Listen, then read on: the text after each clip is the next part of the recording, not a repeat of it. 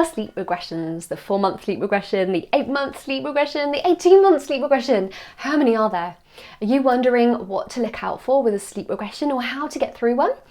What if I told you there was no such thing as a regression with sleep? I'll explain it all in this episode, so stay tuned and stand by to conquer sleep regressions once and for all.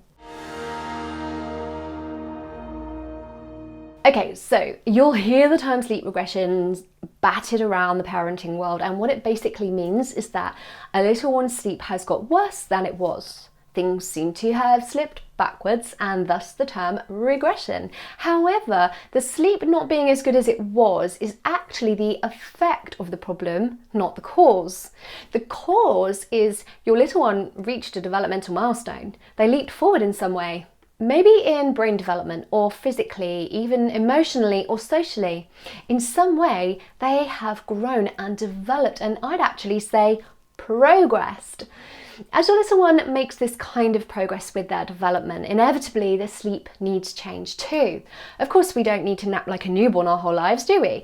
And as your baby grows, his or her stamina increases. They're able to be awake for longer, but still need to get the right amount of sleep at the right intervals.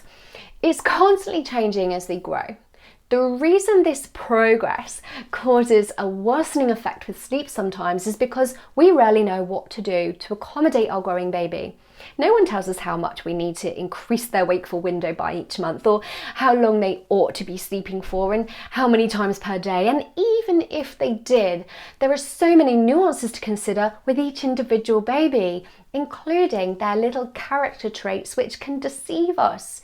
They don't always tell us what they need in terms of sleep, and we need to be in the know if we're going to help them to get the sleep they need. Don't worry, you're not supposed to know everything. You can't be an expert at everything. Otherwise, let's face it, we wouldn't have doctors and midwives or teachers or dentists. If we knew the answers and were the expert at everything for our children, then we wouldn't need any of these professionals. Sleep is a highly specialised subject. It's complex. The solution for one is totally different to the solution for another, much like dental care. So don't beat yourself up if you feel stuck or feel like nothing you try seems to work. You're not alone. In fact, you're in the majority. Most parents don't know how to help their children to sleep better. So how do you navigate these so-called regressions? Firstly, spot the progression. This is why they're linked to such milestone ages like 4 months, 8 months and 18 months. You'll probably find a regression for any age if you search, but all it means is your little one is progressing in some way and they need you to help shift their sleep pattern in line with where they are now.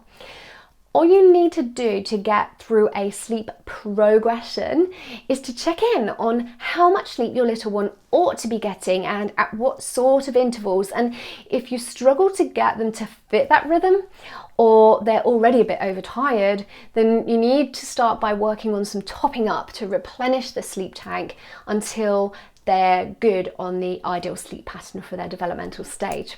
Sometimes a few small adjustments is all it takes. Other times it can be more challenging to spot exactly what needs to be adjusted. And that's where having a pair of outside expert eyes on things can make the world of difference. We'd love to hear from you in the comments about the tricky patches that you've gone through or find yourself stuck in right now. Can you see how it's a developmental leap forwards that's causing the sleep to slip backwards? So try my tips from this episode, and if you're still stuck, help your little one to sleep better sooner by reaching out to us for some guidance. To your health and happiness, see you next time.